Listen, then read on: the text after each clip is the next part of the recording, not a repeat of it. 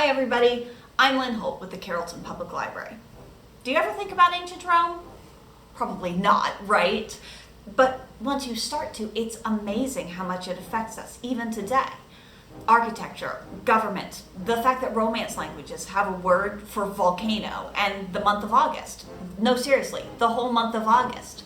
It's 31 days long because Julius Caesar said that it should be, and it's called August because it's the month Caesar Augustus completed his invasion of Egypt, back when he was still called Octavian and he wasn't an emperor. It's amazing, right? Still, it can be a real drag to try and read a nonfiction history of Rome. A lot of them are all troops and battles, and who's politically backstabbing who, and in the case of Julius Caesar, who's literally backstabbing who.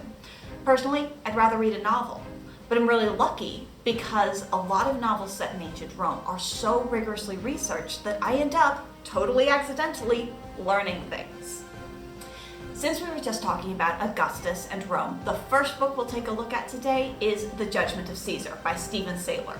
Saylor is a big name in ancient Roman fiction, and he's the author of the truly epic Roma and its sequel, Empire. The Judgment of Caesar is much more limited in scope and takes place at the very beginning of the invasion of Egypt by Rome, the very end of the Roman Republic.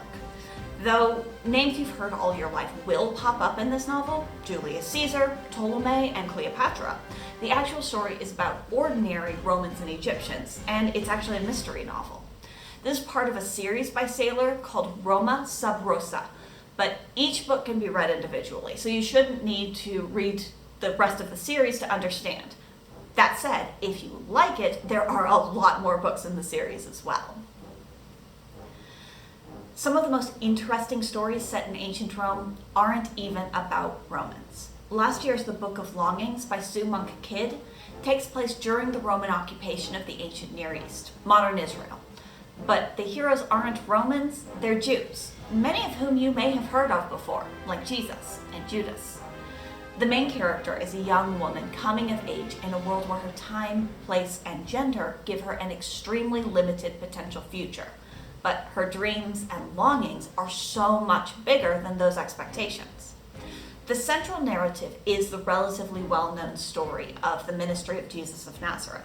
But the Book of Longings is both deeply curious and fiercely feminist, while maintaining a clear reverence for a figure and a story that is at the heart of the faith of people across the world. The last book I want to tell you about is a personal favorite. Not a favorite book set in ancient Rome, but a favorite book, period. Lindsay Davis, the author, wrote a series of books that I loved, about an ancient Roman Sherlock Holmes called Marcus Falco.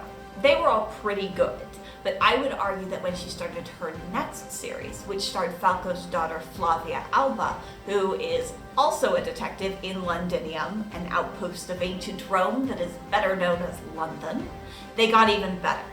The mysteries in these books are really fun, and because they have to do with ordinary citizens rather than generals or Caesars, there are a lot of details about the day-to-day life of ordinary Romans that you might not get from more serious works. The first book in the Flavia Alba series is called The Ides of April, and in 2013 when it came out, it was on a list of the best 10 crime novels by a woman since 2000. The Ides of April and the whole Flavia Alba series is also available on Cloud Library as ebooks and e-audiobooks. If you're not yet set up with Cloud Library, give our librarians a call or stop by and we'll help you get you hooked up with this and thousands of other ebooks and e-audiobooks. As always, check out the episode notes for catalog links for today's books, as well as other recommendations, or feel free to ask a librarian for even more. Happy reading!